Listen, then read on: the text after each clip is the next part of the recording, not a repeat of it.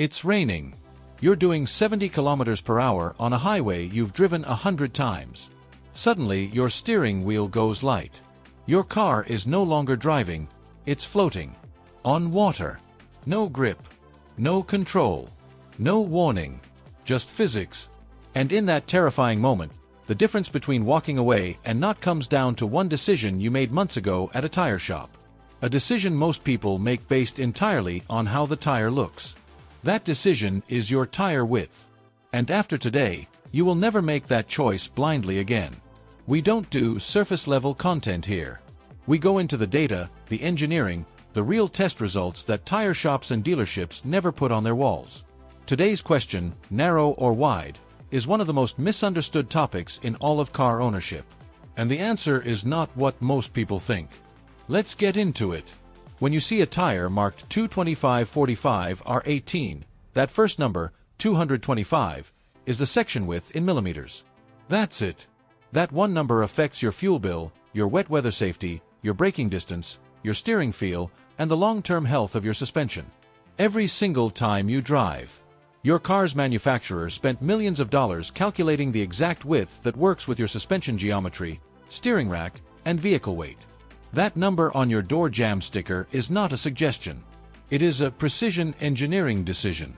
Going significantly wider than that doesn't upgrade your car. It unbalances a carefully calibrated system.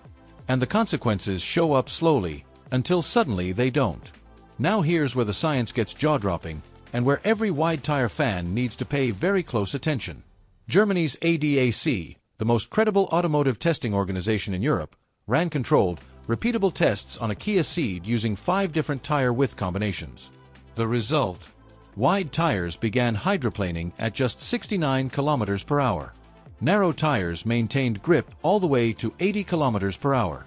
That is an 11 kilometers per hour gap before you lose control of your vehicle. You could be driving at a perfectly normal highway speed, completely calm, completely legal, and your wide tires are already floating while the car beside you, on narrower tires, still has full grip. The physics behind this are simple and unforgettable. Every tire has a contact patch, the rubber footprint actually touching the road. A wide tire spreads your vehicle's weight across a large, short patch. In wet conditions, those tread grooves must push water out of a larger area before making contact. At some point, they simply can't keep up. Water builds under the tire, pressure lifts it off the road, and that is hydroplaning. A narrow tire concentrates the same vehicle weight onto a smaller, longer patch, creating more pressure per square centimeter, cutting through water rather than riding on top of it. Physics doesn't care what your tires look like. Now, some of you are already typing, but wide tires brake better. And you're right. On dry pavement, they absolutely do. The same ADAC test showed that wide tires stopped from 100 kilometers per hour in 36.7 meters. Narrow tires needed 38.8 meters, a 2.1 meter difference. At speed, 2 meters is the gap between hitting something and missing it. Wide tires are genuinely better in one specific condition: dry roads, high speeds, performance driving. The problem is that most drivers are not on a track. They're in city traffic, in rain, on imperfect roads. And in those conditions, wide tires are fighting against you. Let's talk money, the silent cost nobody warns you about. NHTSA tested 15 tire models and confirmed a 10% increase in rolling resistance drops fuel economy by 1.1%. Wide tires increase rolling resistance and weigh up to 5 kilograms more per corner. Weight your engine fights every time you accelerate. The US DOE confirms tires account for up to 17% of total vehicle fuel consumption. Consumer Reports found the gap between best and worst rolling resistance tires cost roughly 14 extra gallons per 12,000 miles, about $360 over a tire's full life. That's money leaving your wallet quietly, every single year. Here's the braking data that should alarm every driver. AAA tested a Toyota Camry on worn versus new tires. When new tires had already reached a full stop from 60 miles per hour, the worn tires were still traveling at 39 miles per hour. Same car, same road, just tires. DEKRA confirmed this. Tires at 2 to 3 millimeters of tread depth showed 16 to 18% longer stopping distances on wet roads, and were still moving at 30 kilometers per hour at the point where new tires had stopped completely. Here's the connection to width. Wide, low-profile performance tires wear faster on everyday roads. They run hotter. Their stiff sidewalls transmit more road shock. They're more vulnerable to pothole damage. A driver using wide performance tires on city roads may enter that dangerous worn tire zone far sooner than expected. The National Academies of Sciences Transportation Research Board confirmed that rolling resistance accounts for 15 to 25% of a vehicle's total resistance at highway speeds, and tire condition and width directly shape that number.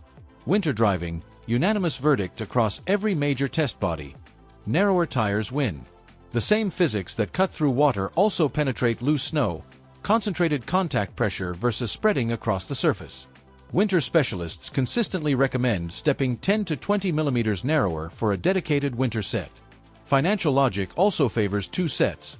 At 20,000 kilometers per year, each set takes only half the annual mileage. Both last longer. The savings over 5 years frequently offsets the second set's cost entirely.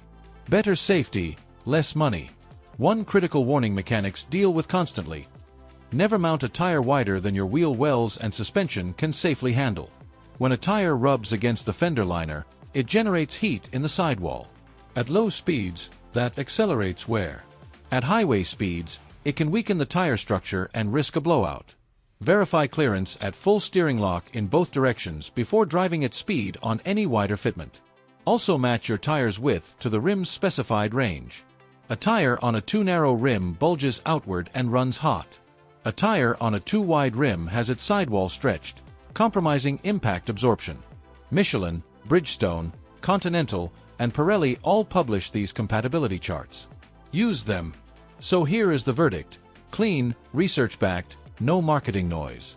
Wide tires are better in exactly one condition: dry pavement, performance speeds, maximum lateral grip priority. Narrow tires are better in wet conditions, snow, city driving, fuel economy, ride comfort on imperfect roads, and for long tire life. Neither is universally superior. Both are tools. And the expensive, potentially dangerous mistake is choosing the wrong tool for where you actually drive. Here's how to decide in 60 seconds. 1. Check your door jamb sticker and find your factory tire size.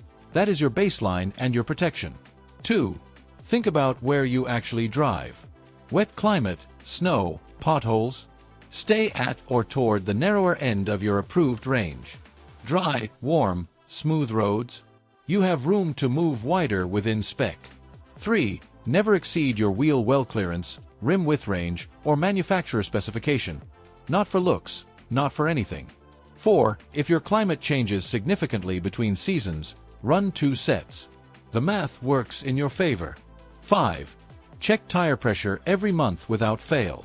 NHTSA data shows that dropping from 35 psi to 28 psi increases rolling resistance by 12.5%, costing fuel and degrading your contact patch regardless of tire width.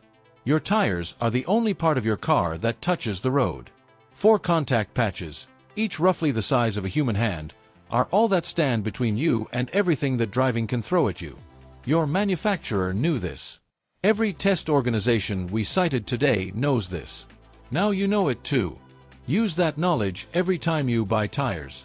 If this gave you something real, hit like right now. 1 second. It puts this information in front of drivers who need it. Share it with someone about to buy tires. Subscribe so you never miss the next deep dive. And drop a comment. Tell us what country you're driving in, what conditions you deal with most, and what car problems you're battling right now. We read every comment. Your question might be our next video. Drive smart. Drive safe. See you in the next one.